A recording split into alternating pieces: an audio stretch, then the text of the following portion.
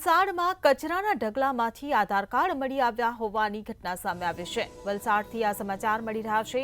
કચરાના ઢગલામાં આધાર કાર્ડ મળી આવ્યા છે। વલસાડના હાલર રોડ પર અસમગ્ર ઘટના ઘટી છે। ત્યારે કચરાના ઢગલામાં મોટી માત્રામાં આધાર કાર્ડ મળી આવ્યા છે। તો મોટા પ્રમાણમાં આધાર કાર્ડ રસ્તે રઝળતા જોવા મળ્યા છે। ત્યારે કચરાના ઢગલામાં કોઈએ આધાર કાર્ડ ફેંકી દીધા હતા।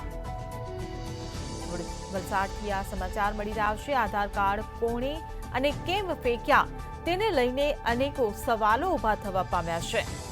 વલસાડના હાલર રોડ પર આ ઘટના ઘટી છે, જ્યાં કચરાના ઢગલામાં આધાર કાર્ડ ફેંકવામાં આવ્યા છે। કચરાના ઢગલામાં મોટી માત્રામાં આધાર કાર્ડ મળી આવ્યા છે। મોટા પ્રમાણમાં આધાર કાર્ડ રસ્તે રઝળતા જોવા મળ્યા છે। ત્યારે કચરાના ઢગલામાં કોઈએ આધાર કાર્ડ ફેંકી દીધા હોવાની આ ઘટના સામે આવી છે, જેને લઈને અનેકો સવાલો ઊભા થઈ રહ્યા છે કે આધાર કાર્ડ આખરે કોણે અને કેમ ફેંક્યા હશે। ત્યારે વલસાડના હાલર રોડ પર અસમગ્ર ઘટના ઘટવા પામી છે।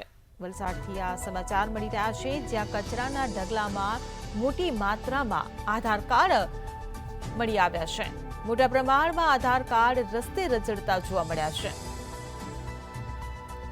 ત્યારે કચરાના ઢગલામાં કોઈએ આધાર કાર્ડ ફેંકી દીધા હોવાની આ ઘટના સામે આવી છે।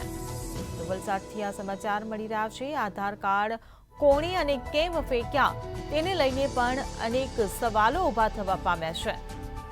તો વલસાડના હાલર રોડ પર આ ઘટના ઘટી છે, જ્યાં કચરાના ઢગલામાં આધાર કાર્ડ મળી આવ્યા છે।